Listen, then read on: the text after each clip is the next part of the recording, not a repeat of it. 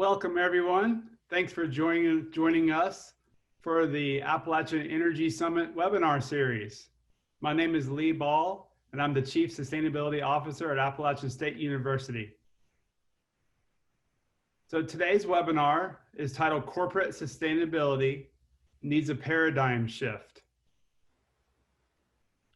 The Appalachian Energy Summit is a gathering of many energy professionals and people throughout higher ed and nonprofit and industry, where we all gather to talk about clean energy, energy efficiency, and best practice. And because of the COVID pandemic, we did not have our annual summit in person this year, so we decided to have a webinar series. You can see some of our upcoming webinars here. Our next one is on Thursday, October the 8th, and we'll be talking about practical optimization. Followed that, we'll have another on the 15th of October, where we'll focus on sustainability energy initiatives in local government. And then the final webinar for the series is going to be on Thursday, October the 22nd, where we're going to delve into the principles of integrated project delivery. So today, we have presenting with us Dr. Rajat Panwar, and he is an esteemed professor here at Appalachian State University in the Walker College of Business. This particular webinar today is a partnership with the Walker College of Business's Business for Good effort. And the Business for Good is an annual and now becoming more than just annual event where we have the opportunity to talk about how business is not just doing good for our bottom lines, but it's also doing well for society. A couple of kind of housekeeping rules today. I just wanted to let everybody know that you came in muted, and you'll be muted the whole time. The Q&A portion of today's webinar is going to be managed through the Q&A function that's on the bottom of your screen. So there should be on the bottom right a Q&A function that's beside the chat. We're going to be monitoring that Q&A, and if you have questions for Dr. Panwar at the end of this, then please put them in the Q&A. If you put them into the chat, we'll also get to them as well. I will mention, if you have attended from somewhere far away, another country specifically, then please let us know in the Q&A so that we can point out that you're tuning in from outside the United States. And then we're going to also record this presentation in an effort to be able to post it for those who may want to watch it again, or for those that were not able to attend. So I'd like to welcome Rajat. We really appreciate your time and your effort with kind of thinking critically about corporate sustainability practices, and your work on investigating supply chains is, I think, really very critical right now in the global sustainability work that is happening, because the corporate sector certainly has a responsibility to help in this effort, and we want to make sure that they're doing it well and can be as impactful as possible. So with that, welcome, Dr. Panwar. Hello, thank you everybody for taking the time to come to attend this webinar. I hope it was happening in person, but given the circumstances in the world, I'm glad that it is happening nonetheless. So before I get going, thank you again for inviting me, Lee Ball, our Chief Sustainability Officer at App State University. And thank you, Marty Mesner, our Associate Dean in the College of Business for Global and Civic Engagement, for signing me up even before I knew that I had consented to it. I I saw my name. But that is typical Marty. I am not going to talk about the things that in a typically sustainable business focused conversation or a lecture you hear. I'm not going to tell you that that Tesla is going to solve the world's transportation related emissions problem. I'm not going to talk about that Amazon has pledged to invest or spend as many $billions to save the world's environment. And I'm not going to talk about these carbon neutrality pledges that day in and day out the media is replete with. I know that you all know about all those and are pretty much as bored with these everyday announcements as I am. I'm also not going to tell you that corporations and customers are going green, that the demand for sustainable products is increasing, or that sustainability reporting has actually skyrocketed in the last 3 or 4 years. I'm also not going to talk about that companies now are reporting, more and more of them, on environmental, social, and governance issues rather than typical financial performance parameters. I'm also not going to talk about that large CEOs of large businesses are committing to make the world a better place through corporate social responsibility kind of initiatives, corporate sustainability initiatives, and are also beginning to question the way capitalism has been put to practice. I'm also not going to talk about that renewable energy has become mainstream in the last decade or so, and that in foreseeable future, regardless of what you hear in political rhetoric, renewable energy will continue to be on the rise. And already we are seeing, at least in some places in the world, that renewable energy prices are becoming very compatible with fossil fuels. I'm not going to talk about any of that. You know that, you hear that all the time. What I'm going to talk about, though, is what is often not talked about, and that is, are these initiatives making any impact? I am going to talk about how does it happen in the world that in 1992, we had Rio Earth Summit where the CEOs of the largest corporations in the world came together, made all these pledges, and yet in this about 28 years long period, what we have seen is an incessant growth in greenhouse gas emissions. How does that happen when on one hand we hear and see these pledges and these initiatives being put to practice every single day? A new initiative comes out. How does it happen that the carbon concentration on a global scale continues to rise? This is what you would call in mathematical lingo an exponential growth. This trajectory is not looking good. Looking at the carbon dioxide concentration, and I'm just using a narrow window from year 2000 to 2020. These 20 years have been very intense as far as corporate sustainability initiatives are concerned. And this is very much the period in which we have seen the largest amount of carbon being emitted into the atmosphere in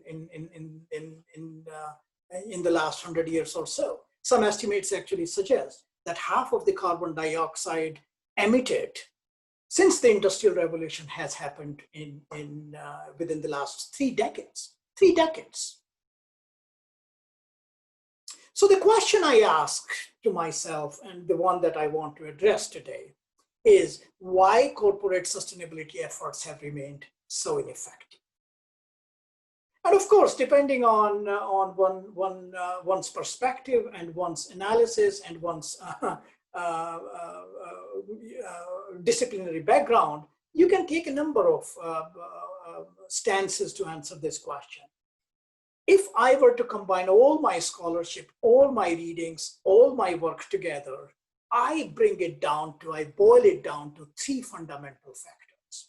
One is that ongoing corporate sustainability efforts or initiatives are fundamentally shallow.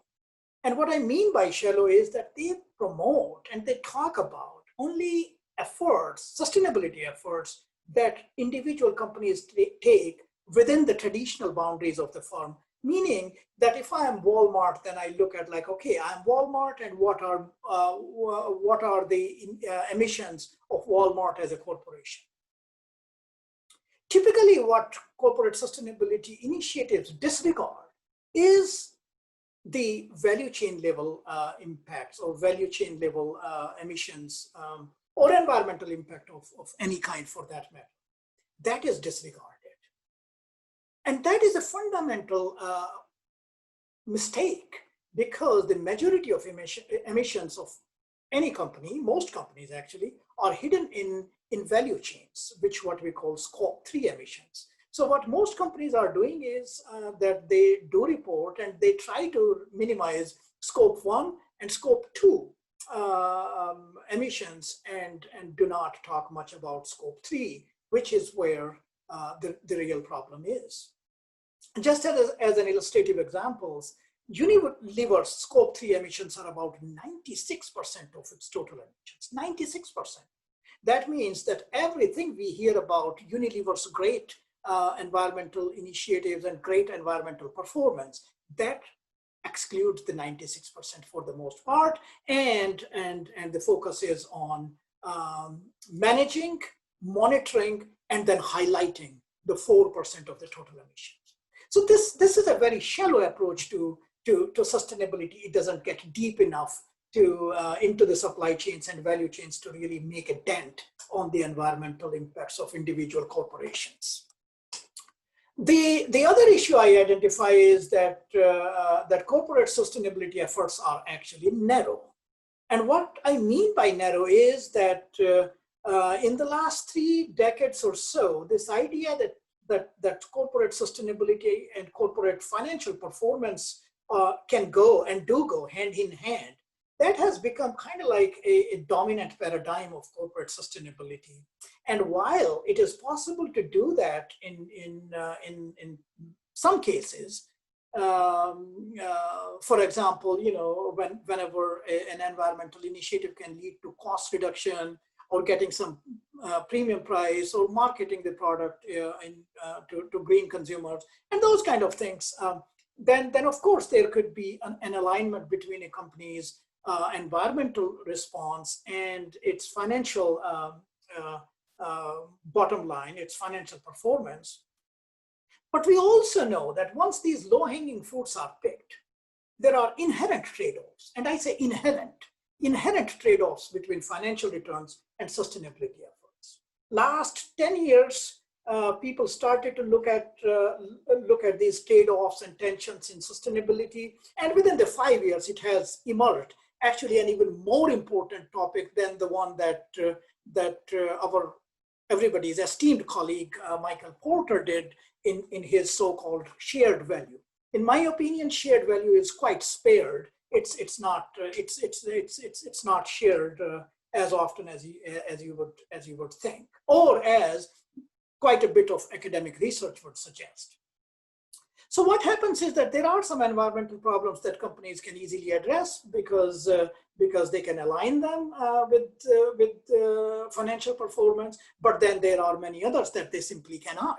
And so what happens is that they just focus on those that can be aligned, talk about it in media, in their sustainability reports, to their stakeholder reporting, and at the same time, completely ignoring those environmental issues which are fundamental to environmental and ecological well-being, but they do not align so well or not so conspicuously with financial performance. Biodiversity protection is one such. Outside those companies that rely directly on bioresources, such as forest products companies, there are very few that have taken serious steps in aligning biodiversity protection with their financial performance. If any progress has happened, that has happened within the last 2-3 years because of some legislative changes that have happened predominantly in Europe. Embodied carbon is another one, and that ties back to the shallow aspect that I was talking about, carbon in the supply chain or the value chain. The third one is, and I think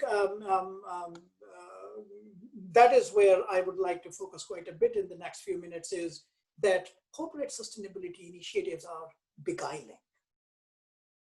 And I do not want you to think that I'm talking about greenwashing. That's a totally separate element. What I'm talking about, and what I mean by the word beguiling, is that corporate sustainability, regardless of an individual corporation stance, but corporate sustainability in a generalized sense, or corporate sustainability initiatives present an oversimplified version of a deeply complex reality.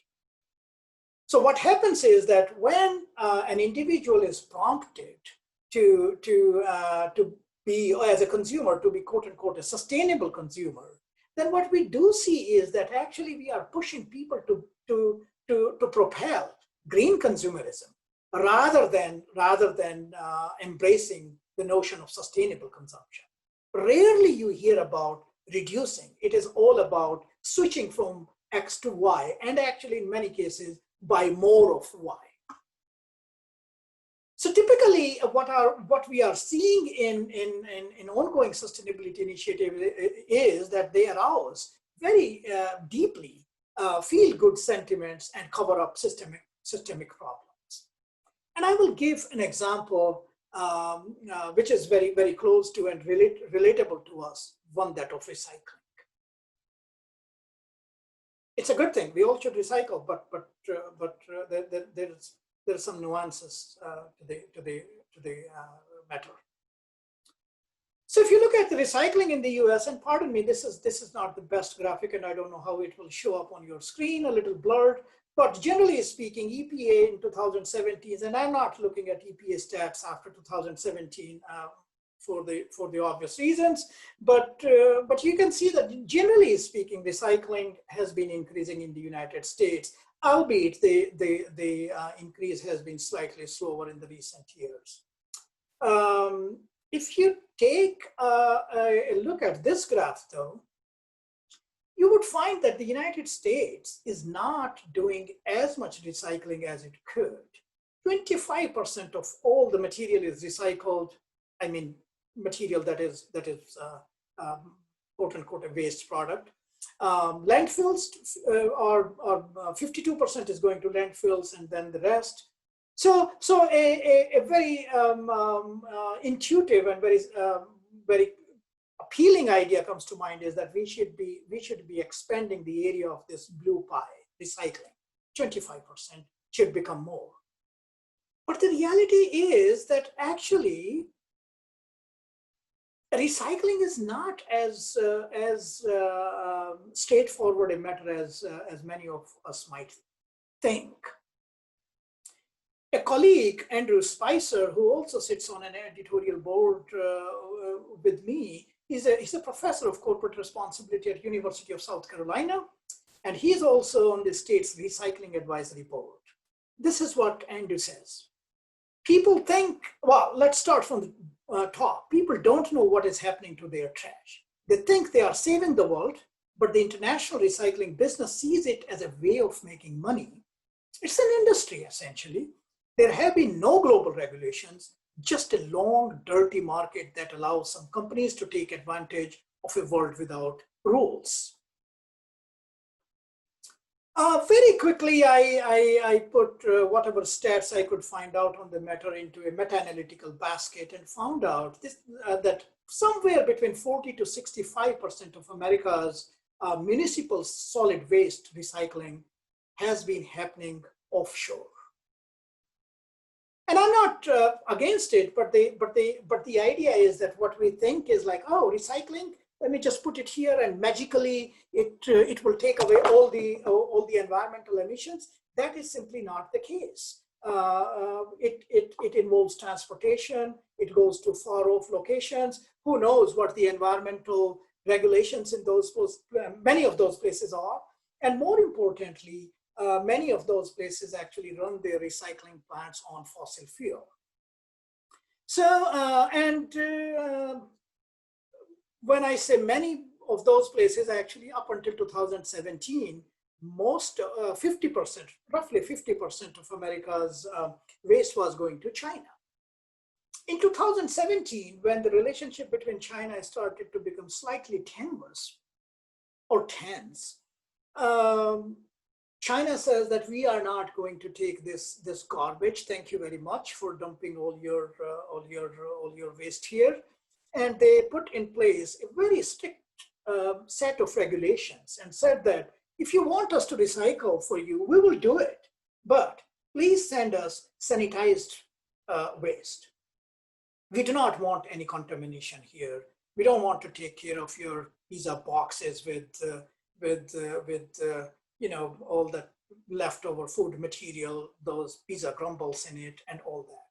So China came up with what is known as China's sword policy, national sword policy, and they say that no, we are not going to take it, and so that became a problem for the United States, and so this is a very good analysis I like, and it presents a very good, appealing visual picture here.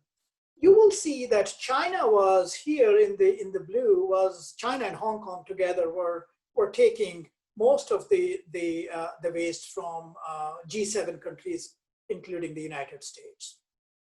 So this display that you are seeing here, it is from first half of 2017, before the China policy came into place. After the China policy came into place, what happened is that China obviously got down to from 1,200 to 70. Hong Kong was still doing a little bit, but like at 1/4 or 1/3 the reduced capacity. But Malaysia, Vietnam, India, Taiwan, Indonesia, Turkey, many of these countries actually became the new destinations for American waste. And in this case, actually, I should single out America. In this case, I mean the waste from G7 countries, but mostly from the United States. So and all of these countries themselves do not have the capacity to meaningfully and responsibly handle their own waste. So I have myself seen in some, and I will not single out any country, but I have myself seen a recycling plant, quote unquote, a recycling plant on the not too far from the ocean. And I have seen actually that material that was going to be recycled, half of it's just been thrown in the ocean. So we got rid of this waste from our backyards, but I have seen it essentially floating in somebody else's front yard. And so you would think that, well, America will start to recycle. That should have been a good moment of, quote unquote, bring back the industries. No, actually, many US cities were burning their recycles after China banned that import of waste. So and these kind of news were replete in all media sources, and a couple academic papers were also written about it. So I have a colleague at Virginia Tech University, and so after all this stuff was going on, all of this drama was going on, I called him up and said that, hey, we should do a life cycle analysis and see whether it really makes sense to do recycling, or will we be, environmentally speaking, better off if we didn't do recycling at all and just like created a visible mound of waste, landfills, rather than hiding it in supply chains and creating all this industry, a polluting industry in the process. We did do some basic calculations, and but the idea was, he suggested that I should speak to a waste management company's executive. And so I did. I knew somebody from out west, and I called them up and asked if they are willing to tell me what is going on. Should recycling be stopped? And this is the answer I got. The individual told me that no, we should not stop it. Let's wait. It should be scaled up. And then hopefully one day it will spur innovation so that recycling within the United States will become a financially viable industry. And when I think about this statements, when it gets to scale, it will hopefully spur innovation. I ask myself all the time, that looks like that our fundamental philosophy to manage our waste is actually rooted in the idea of creating more waste, that is scaling, and our strategy is hope. That does not sound too convincing to me. And so there's a caveat here that I want to give. I'm not saying that we should stop recycling. I'm not saying that you are not doing the right thing by recycling, looking into what should go in those 3 or 4 plastic-made bins. But what I'm asking is simply this: that the next time you put something into a recycling bin, please do not be as proud of your actions as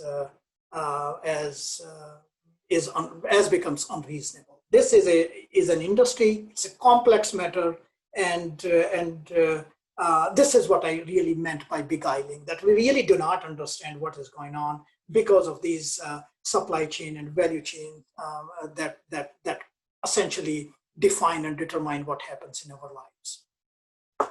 So to my answer to these questions then, why corporate sustainability efforts have remained ineffective, are essentially 3. I could create many categories, but and I've been doing it for several years, but everything kind of like more I think about starts to fit in one or the other: shallow, narrow, and beguiling.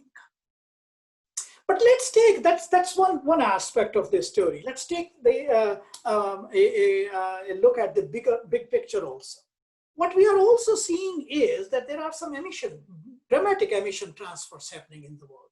For example, if you juxtapose these 2 pictures, which I have displayed on the screen, on the left side, my left side, is this red chart that shows that American emissions have been, greenhouse gas emissions, also carbon emissions, have been going down since they peaked in here, somewhere around 2006, 2007. There has been a slight uptick lately, but that could be some kind of cyclical fluctuation rather than anything structural here. But what we are certainly seeing is that American emissions after a peak have been going down, which is a good news.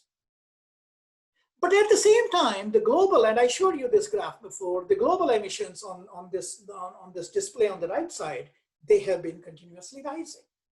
So clearly that what I was showing you before, this offshoring of manufacturing has something to do with it.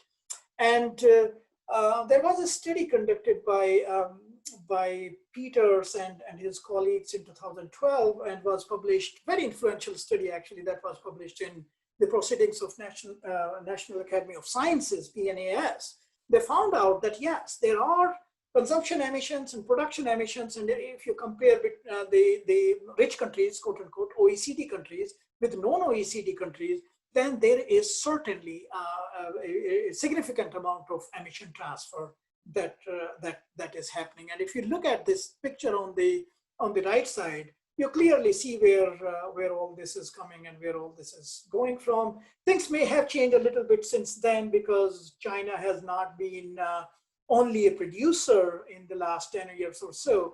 China is now a big consumer also, because of their growing middle class, as well as consumption associated with that came with affluence. Sorry. So anyway, my point is that emission transfers are happening, and that can obscure these kind of pictures. We should not get too excited that American emissions are declining. We need to be very careful and accommodate for the factor of transfers. That said, there are new hotspots also emerging. As I just said, that America has been back here, if you look, I mean, America has been on a steady trajectory of being an emitter. But if you look at a longer time horizon, cumulative emissions in the last 200, whatever number of years, 267 years or so, roughly 250 years, you see that United States has produced almost 25% of global uh, carbon dioxide emissions. European EU 28, that means European Union before Brexit, that was number 2, somewhere around 23, China a distant third, and then other countries. But if you look at the recent stats, then the situation has dramatically changed. Now China is close to 25, and then United States and other countries are far behind. So why I'm showing this big pictures is that now what we are seeing is that new hotspots are emerging where pollution is not only happening from production side, but also due to increased consumption. There's another way to look at these new hotspots is in terms of greenhouse gas intensity. That is kind of like a ratio between greenhouse gas emissions and the GDP. You will see that United States has actually been doing much better than its past. It has been able to quote unquote decouple to a certain extent its GDP growth from emissions, and European Union has done it far better. India's story is still unfolding, so I won't say much about it yet. But clearly, we know that China is not able to do at all. And if China continues to grow, and it will continue to grow no matter what the current situation is, as China continues to grow, I think we will see more and more and more and more of carbon dioxide emissions. And then Brazil and India and other developing countries, including Russia, mostly owing to its oil production, the greenhouse gas emissions will continue to dramatically rise, regardless of the efforts that we would see are happening in European Union, and that we hope eventually will happen in the United States. But the problem is this: we don't have a lot of time. And I don't want to, I'm not one of those sensationalists who will bring it IPCC report here and will say that, hey, we have got 3 years or 5 years. That's not the point. But if you look at the big picture, this is a report that McKinsey produced rather recently. They say that this is the topmost line, the dashed line, the gray dashed line is historical trends. Historical trends of production and consumption. If we had intervened in no meaningful way, in no way actually, then that should have been our trajectory of temperature change and global carbon dioxide emissions. That would have led to close to 5 degrees C change by 2100. The current trends, all our global cumulative efforts will bring it down to close to 3.5. But if you believe in what they call climate science, then we need some to contain the temperature rise definitely below 2 degrees Celsius, but ideally around 1.5. And 1.5 pathway to decarbonization looks like this blue line. This is a steep decline. And as I said, with all these hotspots emerging, with all the transfer happening, and with all the shortcomings in corporate sustainability initiatives, that is not a very likely scenario. And so this is what I call, and eventually what is going to become an academic paper. This is kind of like the dire framework, I call, of corporate sustainability. We have the shallow, narrow, beguiling initiative. We have emerging new hotspots. We have emission transfers, and we need a sharp decline in our emissions. That is how I'm articulating the problem. This is how I articulate the problem for myself, and this is what I'm sharing with you all today. So then, while there are geopolitical issues, while there are policy matters that have to come into picture, my focus today is on how we can do on the corporate sustainability side of things and make it make that part of it better. So my cures, this fantastic, appealing, catchy lingo, it stands for these 4 solutions that I provide. One is that we must focus on cutting value chain level carbon rather than company level carbon. Second is we just don't need to focus, we cannot afford to focus solely on carbon. We have to look at the unified picture by unifying ecological elements into our corporate sustainability frameworks. The third is there's no way we can get to that sharp decline unless we very quickly and to a large extent, in large volumes, we do not remove the carbon that is already accumulated in the atmosphere. Removal is important. Removal is actually indispensable at this point.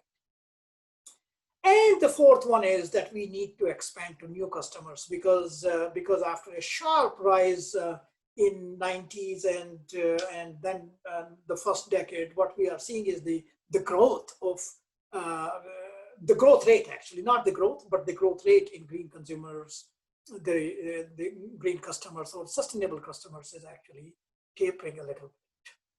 So this is the cure. Cut value chain carbon, unify ecological elements, remove accumulated carbon, and expand to new customers. Let me explain each one of them in turn. Cutting value chain carbon, the first step will be full scope emissions assessment. And that would certainly mean identifying the value chain. I have done extensive research on this matter.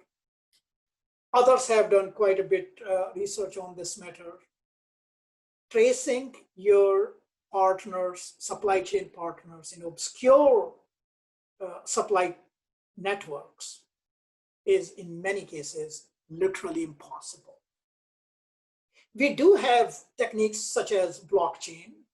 We do have governance mandates such as the one that certified B corporations ask companies to do, full scope emissions, and an area that one of my colleagues, Dr. Kowalczyk, does pioneering work on B Corps. So there is some hope, both from technology side as well as from the governance side of things. But there is a fundamental problem. The problem is that sometimes it is, as I said before, it is literally impossible to trace who your real supplier is. And part of it is because of rampant, unauthorized subcontracting in many industry sectors. And then there are issues related to poverty. There are issues related to community lack of awareness. And then there is, of course, corruption. So all of this combined together makes supply chains a very opaque environment. And whatever technology you have and whatever push you might have from the governance side, sometimes it simply does not work out. Blockchain, as I said, and as you might be hearing all the time, blockchain has potential. But if you look back what was happening in the late 90s in the forest products industry, we had change of custody certification, and except the technology part of it, the spirit was essentially the same, that keep a ledger as a product moves from one value chain actor to the next. But when value chain actors are not willing to be part of that collaborative, then you really don't do anything. Technology does not change human psyche, unfortunately. So that's the problem here. So in those cases, when you really cannot do much about full scope emissions, I mean scope 3 emissions assessment, then your only choice in many cases is that you relocate from those factors. I did a paper for California Management Review recently, and I'm making this case that it is high time now to develop local production and supply networks. Obviously, this is a very simplistic way of looking at things. Relying on local production and supply networks require significant changes in the way we live, the significant ways in the way we consume things, And so while there is a possibility for a niche here, I'm not seeing it as a scalable solution unless we as human beings come to a conclusion that, okay, sufficiency is the guiding principle now, and that we will be consuming whatever we can gather from local sources. That moment in history has not arrived yet. And sometimes actually relocation does not answer. There's no panacea here, right? So relocation sometimes does not give you the benefits that I just vouched for. McKinsey recently did another study on a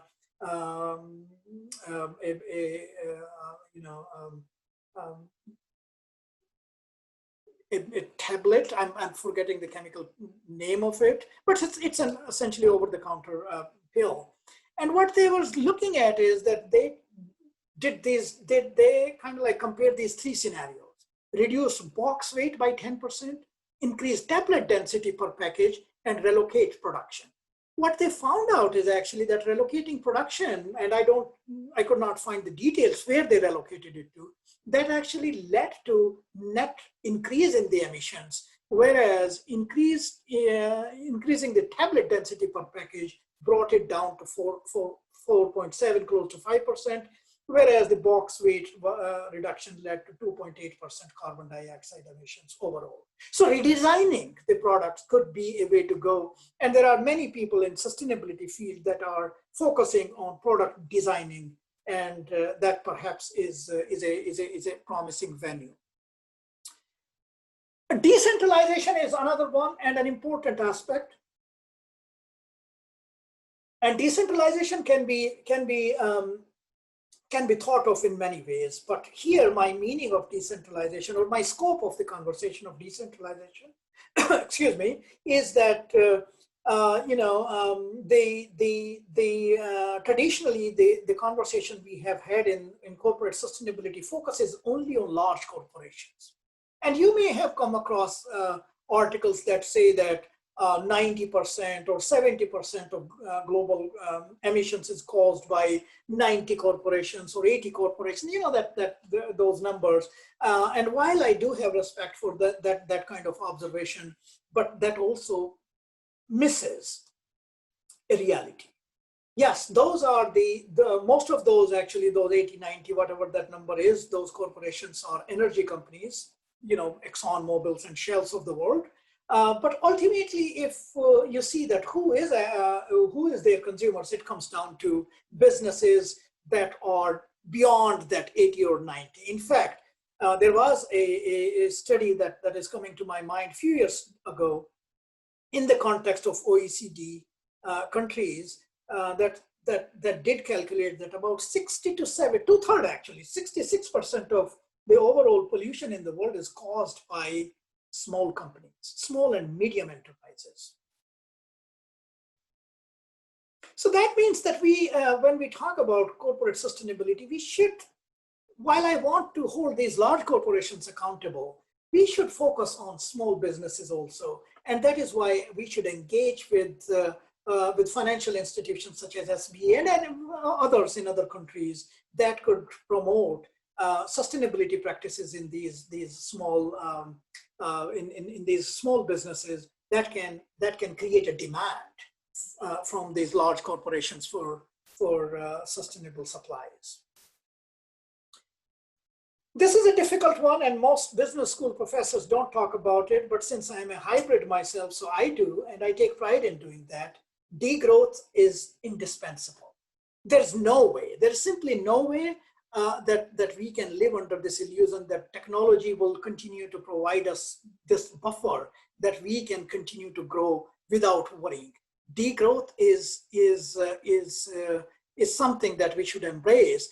And actually, this paper that I'm referring or showing here, why degrowth shouldn't scare businesses, is a paper that a colleague from Oxford University wrote for Harvard Business Review. So I'm not talking about an alternative outlet, as we have been calling in the business school settings, that degrowth, it is a utopia and these ideas don't work. In fact, Thomas and Joel in this paper, they talk about degrowth strategies, planned strategies, and I am seeing more and more and more and more papers coming out in this area within the broad notion of degrowth or limits to growth, of course, and minimalism. My colleague in marketing department, Pia Albinson, she has done some remarkable work on overconsumption, which is also sort of related to the notion of limiting our growth. So this is how I do see that value chain level cuts could be made in the four or five of these ways. Now, moving on to the next element, unifying ecological elements is another of the cures, the U part of it. We have to continue to focus on carbon, but we cannot forget nitrogen. We cannot forget water, ozone, and all these elements and all these variables that make the environment. So there are many papers that have talked about planetary boundaries, but Meyer and Newman rather recently talked about planetary quotas, and they divided in these different categories from imperishable waste to nitrogen and all these, and of course carbon dioxide is one of them, but biodiversity, forest land, ozone, water, aerosols, all this has to be our focus. And I'm not seeing a lot of progress, frankly, in corporate sustainability discourse, neither on the practice side nor in the academic side. And I keep a keen eye on all this, and not much is happening. As I said before, little bit of buzz is happening in biodiversity and forestry world that I originally come from. But most business analysts, particularly those who are working at the interface of sustainability and corporate reporting, I don't think that they are even actually trained to understand the complexities of these variables. It is important. There's no denying the fact that all of this, there are feedback loops also. So you cannot control carbon by focusing only on carbon. You have to have an integral, a more holistic approach to it. The third one is removing accumulated carbon. And we have so much carbon dioxide concentration already that there is no way that we can get to that path without taking out what we have got.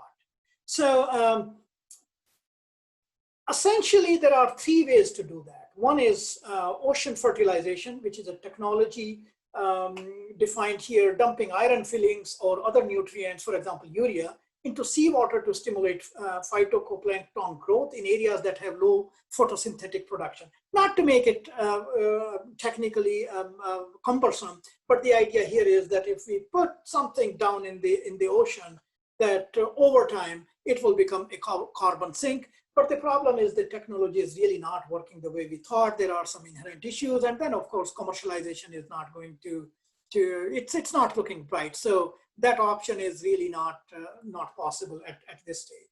Another one is nature-based solutions. You may have heard about carbon offsets and those kind of things. Afforestation. Good idea. Politicians are talking about this a lot these days. Even those politicians who actually think that climate change is not as well founded an idea, they are also talking about planting 1 trillion or 1 billion trees, whatever. But there's a problem to this approach.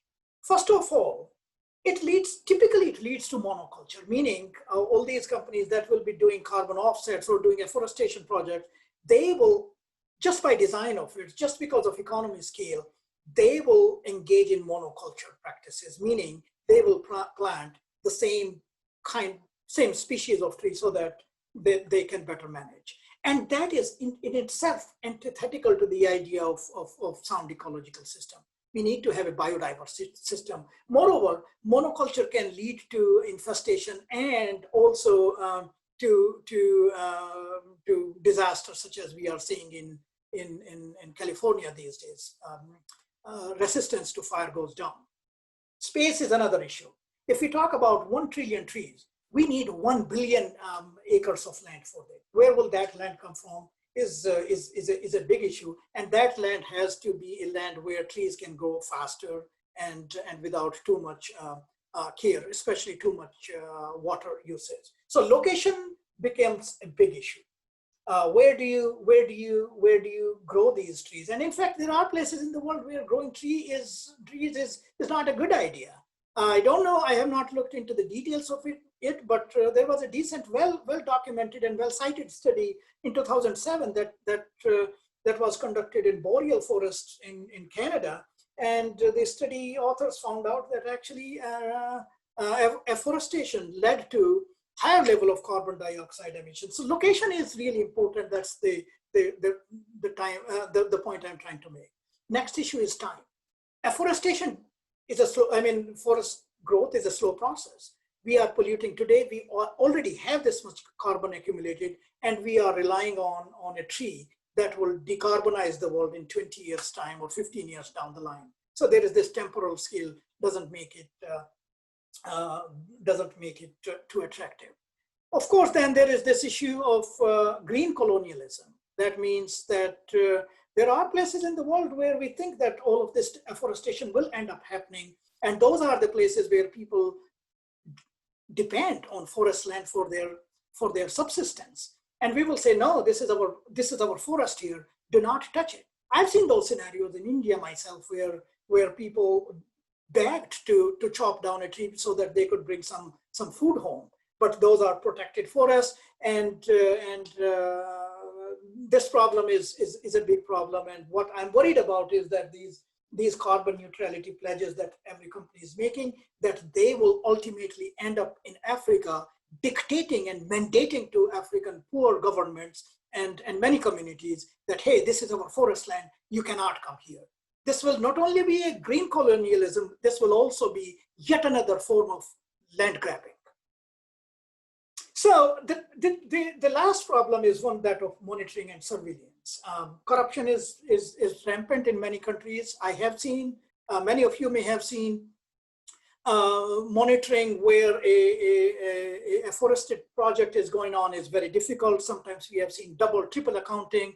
Although some advances are being made in this area, in monitoring and surveillance, by combining technologies such as artificial intelligence and machine learning, and of course remote sensing, so that you can take picture from up top. The third one is, I think, the most immediate solution we can see that can get us to that path is direct air capture. It's think of it as if there is carbon dioxide, and then you take it and suck it in, and then put it in underneath the ground. The technology, in my understanding, is little expensive, so possibly it could lead to a north-south divide. At this point, the technology seems to be working fine, or at least there are no signs that there could be any perverse or rebound effects, but that is a possibility that we should not ignore. I want to acknowledge the efforts of Mr. Eric Kobayashi Solomon, who's a world-renowned investor in climate change adaptation and mitigation businesses.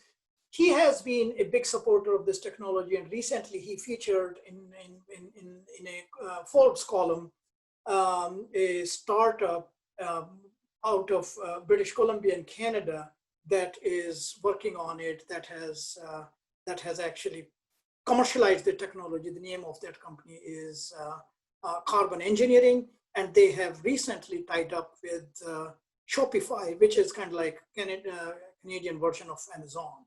So the technology is there. It has been commercialized. We will soon see what the results are, but I think that there is significant potential here.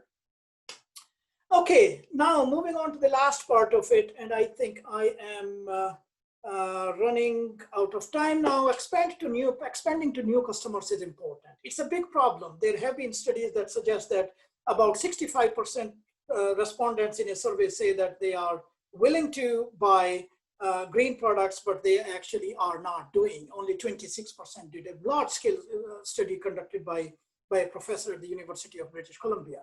Few suggestions based on my research and the research of others that I have put together. Improving affordability is important. Wuling Hong Wang, I am not sure. Well, I'm sure I'm not saying it right, but it is a kind of like a Tesla version produced by GM being sold in China now, a $5,000 car. That is what we need in the world if we want to transform these sectors. We need to brand very strategically. And when I say brand strategically, I always think of this product that hit the market and became very, very a big hit. You take a look.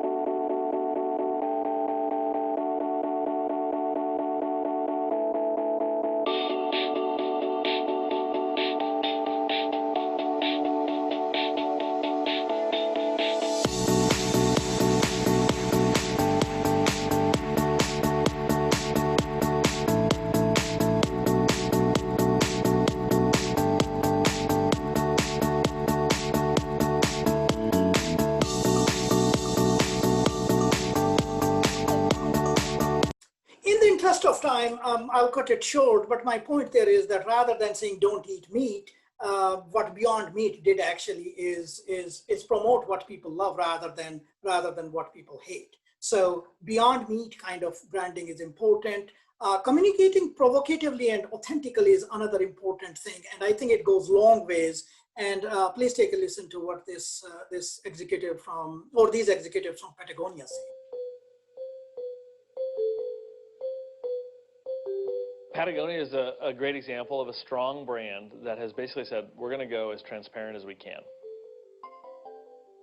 Anybody working in the environmental field knows if you're not talking about what's wrong, you're not telling the whole story.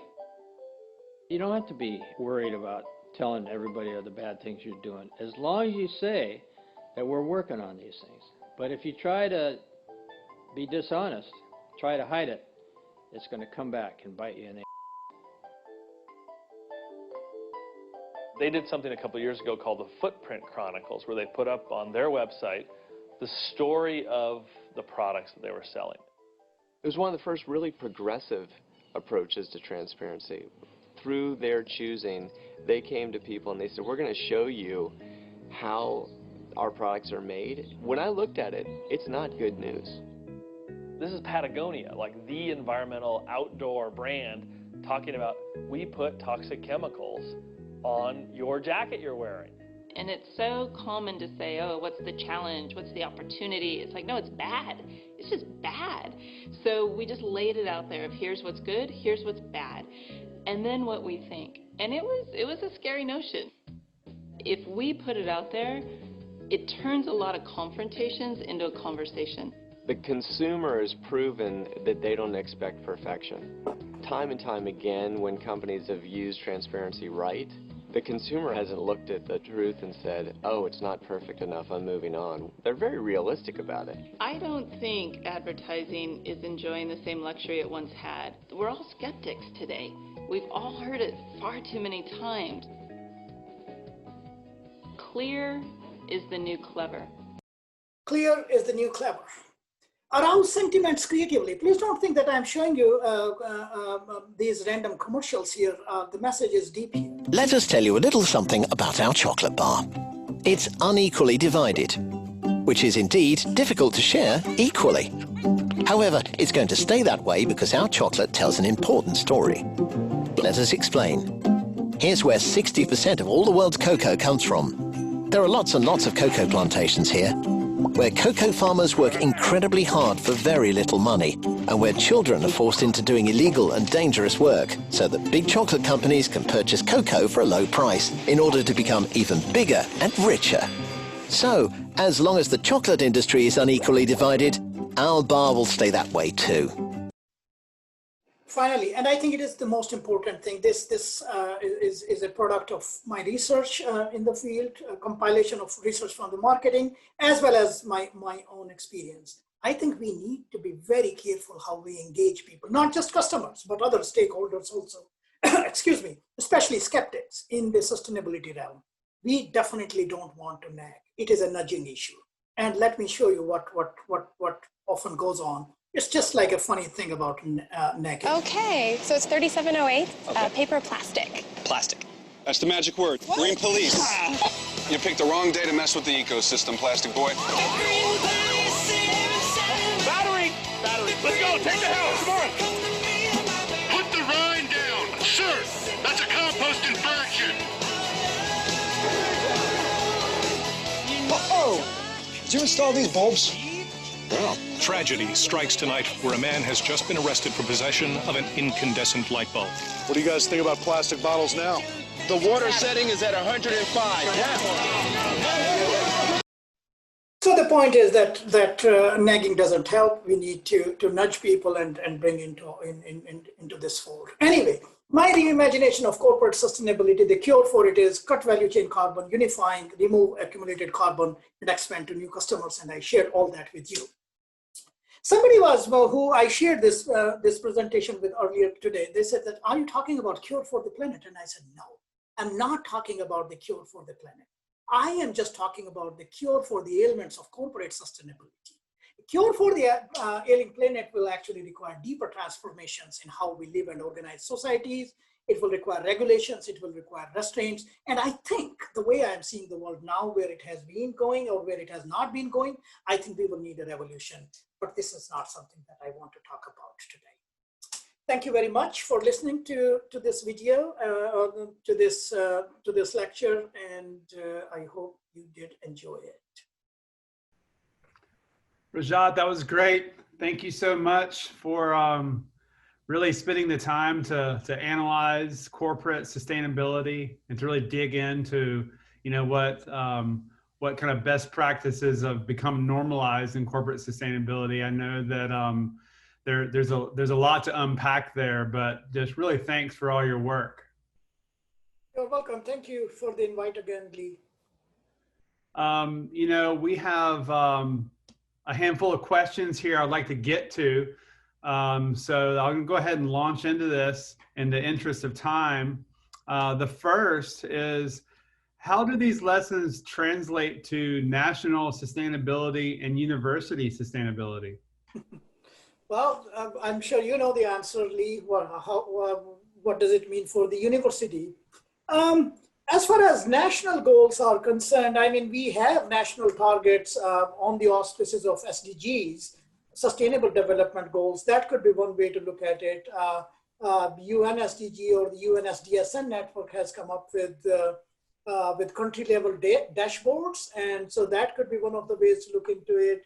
The other possibility could be to come from what is called the science-based target initiatives. Through that also, it is possible to model what would be target emissions, greenhouse gas emissions, different gases, and even other emissions associated with different countries. The question is this: assessment through modeling is one thing, but then committing and then, of course, striving to meet those targets is altogether different. For example, President Xi of China just recently said that they are going to be quote unquote carbon neutral by 60. And essentially what that means is a national level target setting. What does it mean to be carbon neutral within a national economy? That's what they are doing. So the problem is, again, not of target setting. It is easy to do, whether you come from the science side of things or whatever, science-based initiative side of things, or for example, SDSN. There are many tools available to be able to do that. And I'm sure that at the university level, Lee, maybe that is something that is informing some of the decision, at least at the university level as well. I don't know. Yeah, we certainly are interested in predictive models and, taking a very wide and deep approach to campus sustainability. We want to make sure that we're supporting climate justice. We want to make sure that we're having the largest impact we can have, just because it's expensive to do, to implement solutions. We want to really make sure that we're examining the opportunities through a very critical lens, and also making sure we're doing our appropriate modeling and carbon accounting as well. There's another question related to regional efforts. What should be the priority in terms of corporate social responsibility during the post-crisis recovery process after the pandemic for businesses in North Carolina / elsewhere? Do you see COVID-related opportunities?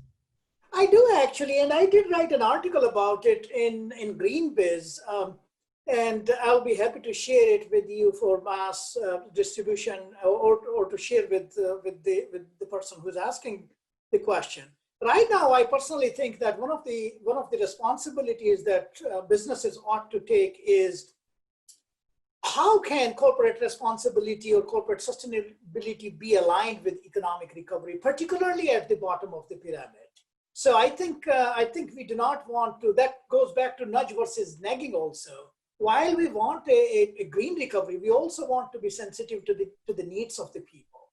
So in this period, particularly in distressed communities, I would like corporate sustainability, corporate social responsibility initiatives tied with communities' needs, whether they are related to reskilling, retooling, rehiring, or generally whatever possibilities could be to help them financially and get the economy going forward. Another is, how do we manage waste that is called quote unquote COVID waste? That is another big issue. And in many countries, we have seen that where there used to be plastic bags, now there are the masks, face masks floating around everywhere. So managing COVID waste, sanitization in the most sustainable manner possible, and community orientation. These are the three things that I would off the top of my head suggest are critically important. So kind of building on that, another question that asks, wondering your perspective on restorative business and restorative economies. And, I was thinking about adding to that as well. I had a question of my own. What is your perspective on generosity and generous work that the corporate sector can really implement?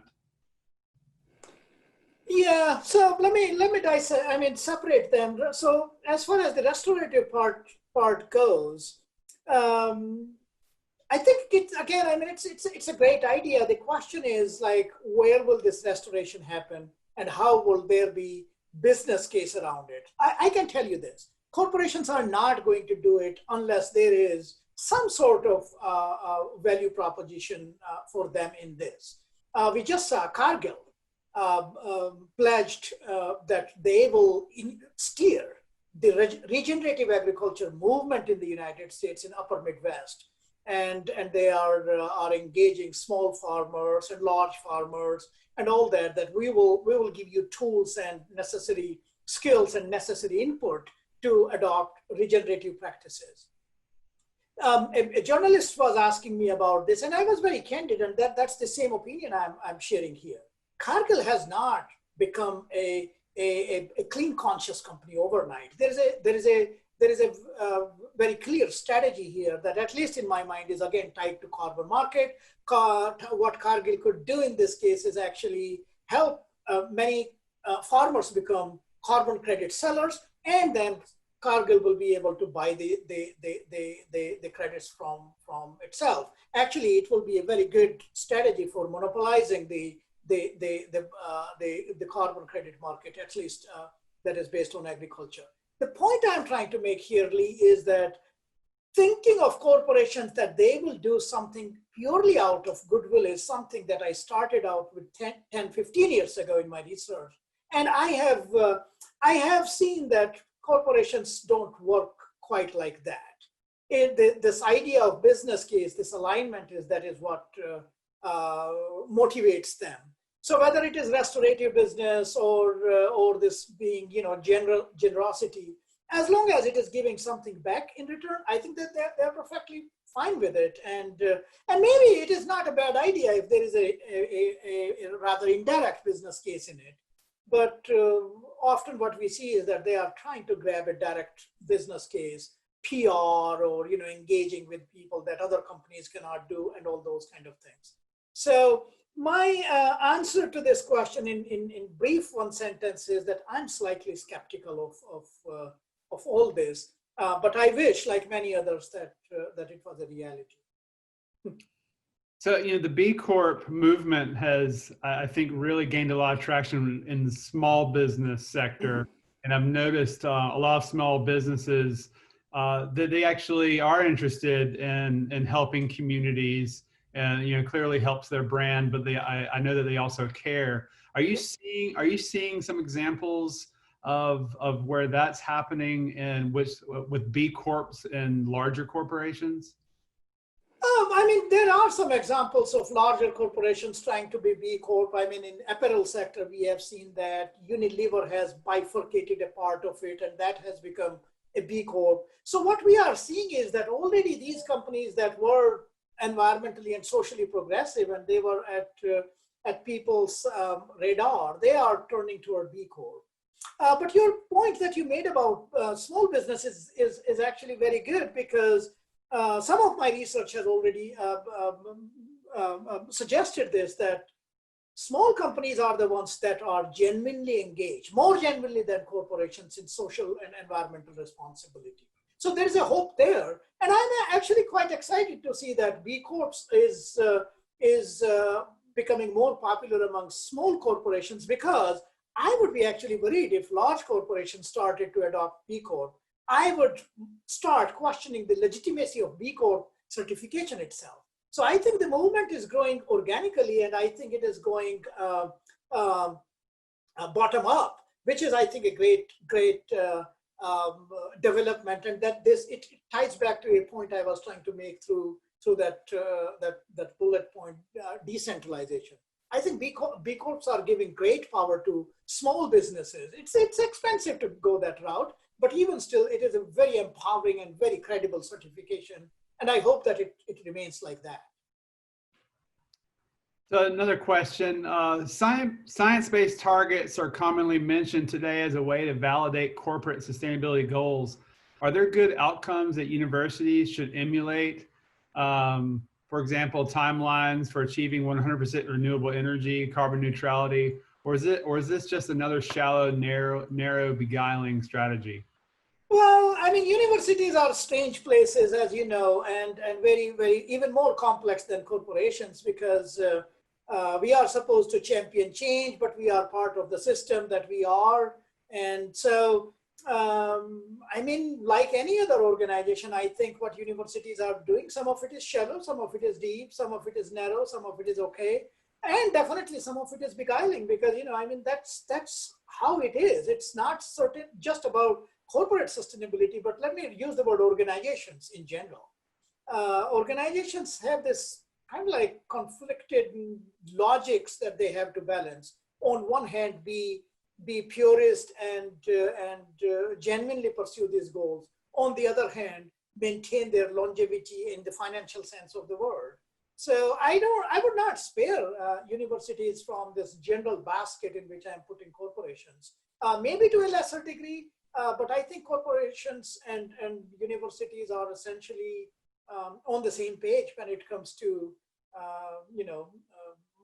beguiling or narrowness or shallowness. Maybe there's a degree of a difference of degree, but I don't think it is a difference of kind.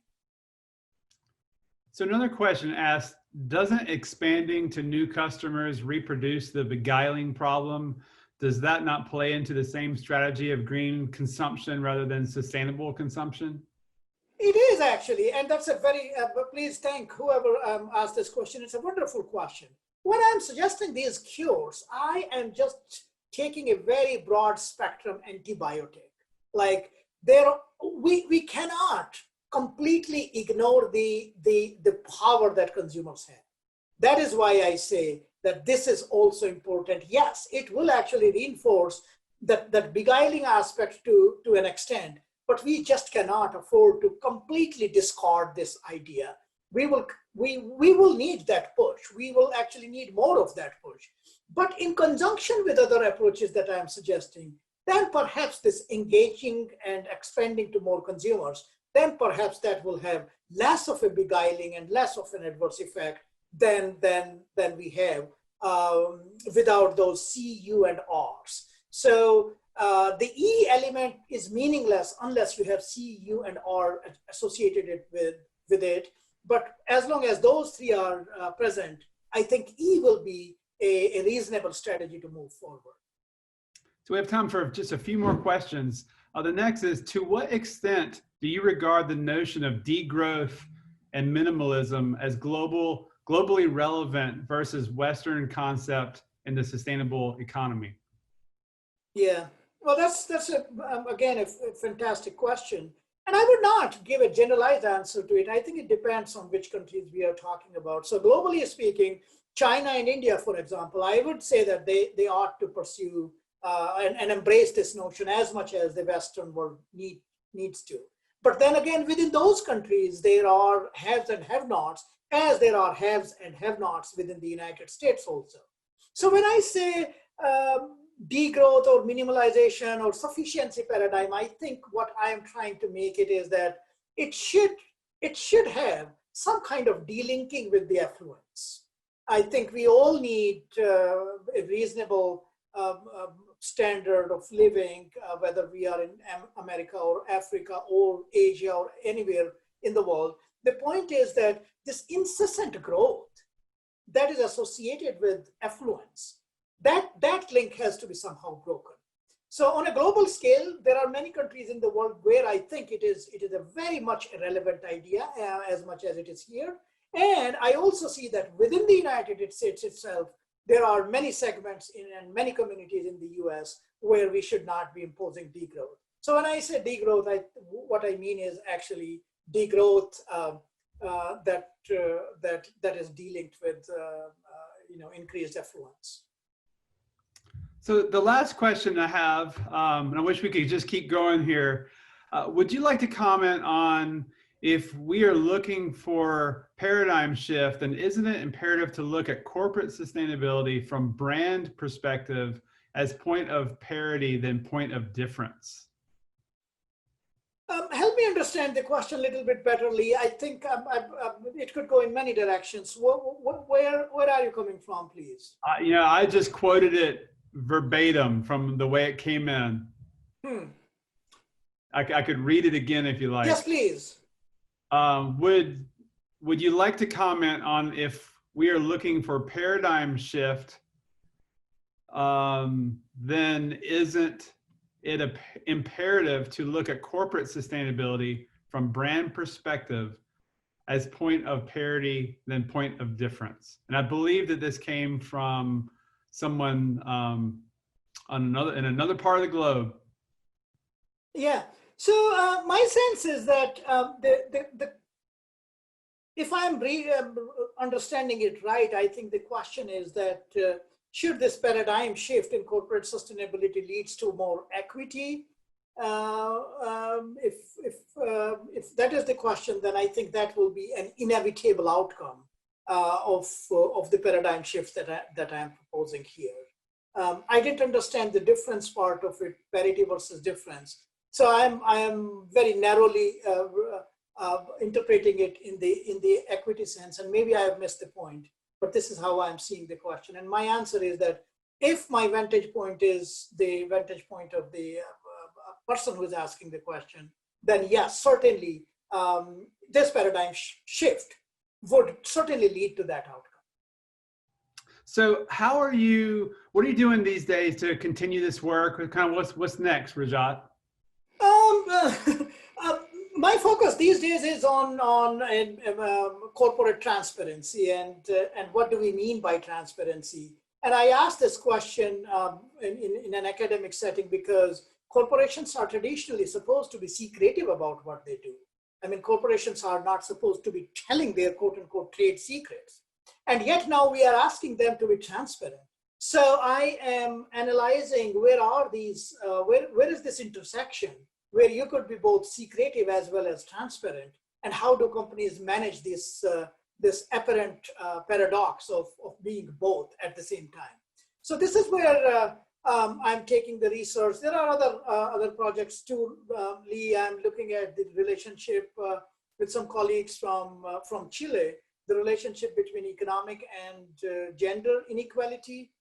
Then there are projects related to circular economy. There is a project related to deforestation in global value chains. So there are a number of projects that I'm working on currently, and many of my students in management sustainable business class that I teach, they ask these wonderful questions, and that is where the inspiration comes from. doing these very practical kind of pursuits. Well, Rajat, there's no shortage of areas to explore. We really appreciate, the fact that you think about these issues, that you write about these issues, and thanks so much for joining us today. This was pretty powerful presentation, a lot to take home and ponder on. And I appreciate your encouragement of radical transparency in corporations, and just keep doing the work. Thank you so much. Thank you very much, Lee, for the opportunity, and thank you, everybody. I can't see anyone, but thank you for taking the time. I know for some of you it is very late if you are, for example, in India or elsewhere. Thanks for listening, and thanks for wonderful questions. Thank you, Lee. You're welcome. So again, thanks everyone for participating in the webinar today. We will be doing this again on October the 8th, on October the 15th, and October the 22nd. I also want to thank the Walker College of Business at Appalachian State and your Business for Good initiative. You've been a great partner, and I look forward to collaborating again. Have a great day, everybody.